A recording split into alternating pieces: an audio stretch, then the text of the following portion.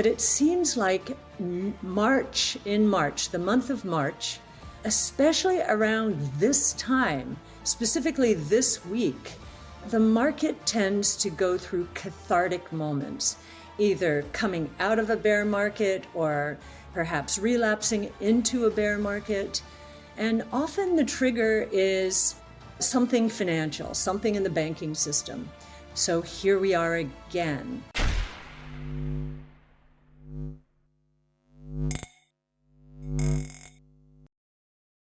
Hey guys, welcome back to Library of Wealth. Today we have ARK Invest Cathie Wood discussing the state of the economy and the banking crisis we're seeing unfold.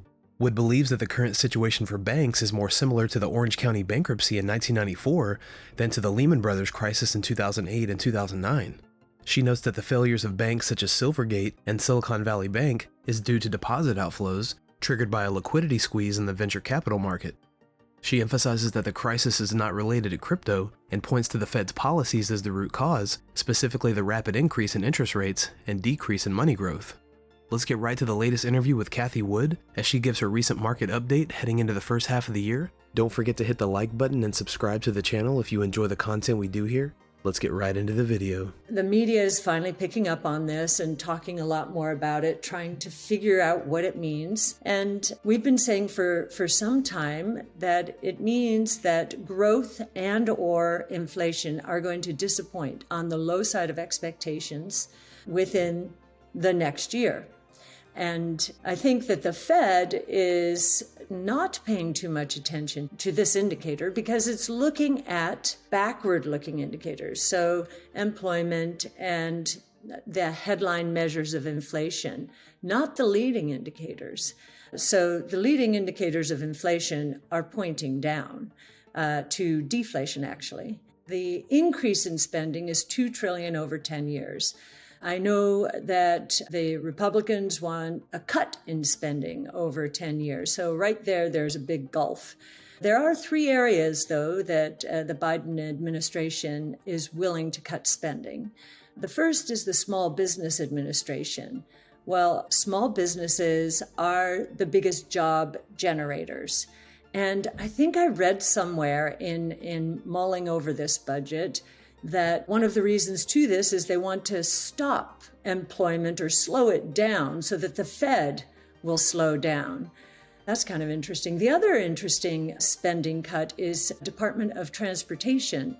I think I've read about 5 train derailments in the last few weeks, and planes at airports at risk of running into each other, lots of reports of those. So I'm not sure that's the best place to cut, but nonetheless, there are a few cuts in the budget.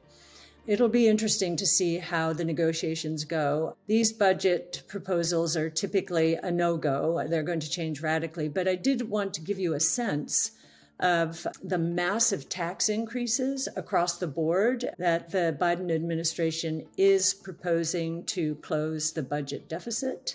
And for example, the corporate tax going back from 21% to 28%, a tax on share buybacks of corporations going from, well, they're saying 1% to 4%. So a fourfold increase there. 40% increase, roughly 35-40% increase in the corporate tax rate. But even taxes like the Medicare tax for individuals making more than $400,000 a year, they're proposing that go from 3.8% to 5%. Now that sounds like kind of a small increase, but that's a 30% increase. And we have other examples of a doubling. The tax on foreign earnings going from 10.5% to 21%, that's a doubling. So we have the tax on carried interest, once again showing up. That's nearly a doubling from 20 to 39.6. So a lot of tax increases, including ones that we think would hurt capital formation. Capital gains tax going from 20 to 39.6%, the dividend tax 21 to 39.6%, a net wealth tax being initiated at 25% for individuals making more than $1 million.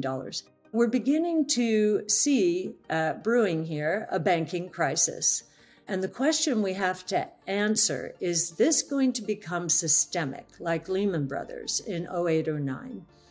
Or, and we're betting on this latter one here, is this more like 1994 when Orange County went broke and that created a crisis to which the Fed responded?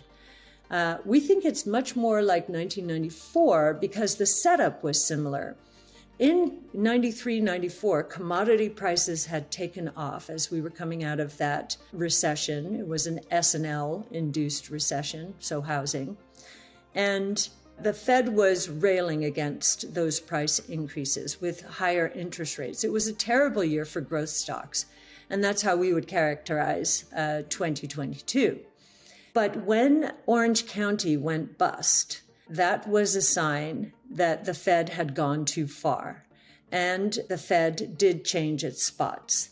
We believe that the failure of Silvergate Bank and Silicon Valley Bank, the FDIC put it into receivership today, both of those are telling us a couple of things. One, that the Fed has gone pretty far and is causing a lot of banks, not just these, difficulties, and I'll describe how in a moment. So we do agree with those who say, well, Silvergate had a concentration of crypto customers, and Silicon Valley Bank had a high concentration of venture and venture-related customers. That's all true. But if you look at what has happened here, it is the deposit outflows that have triggered the problem, the crisis. We know that venture capital is facing a bit of a liquidity squeeze. Fewer deals are being done. There is more risk aversion in the marketplace. So these companies are having to draw down their deposits. Most bank with Silicon Valley Bank, they're drawing down their deposits because they have to. After the recent crash of Silicon Valley Bank, Wood believes that the Federal Reserve is not paying enough attention to leading indicators of inflation. Cathie believes the media is beginning to pay more attention to these indicators, which suggests this may play a major role in the market in the coming months. Wood also points out that the Biden administration's recent budget and tax increase will raise spending by $2 trillion. Coupled with the banking crisis we've seen over the past week, this will mean unprecedented fear from investors. Cathie highlights the massive tax increases across the board as well that the administration is now proposing to close the budget deficit. Cathie Wood's insight suggests that the economy will be facing some challenges in the near future, particularly with regard to inflation and the banking collapse. We'll be keeping track of market indicators in the coming days and weeks. What do you think about the fear and uncertainty we're seeing with regional and institutional banks? Comment down below. Thanks so much for watching. Don't forget to like and subscribe. This is Library of Wealth. We'll see you in the next video.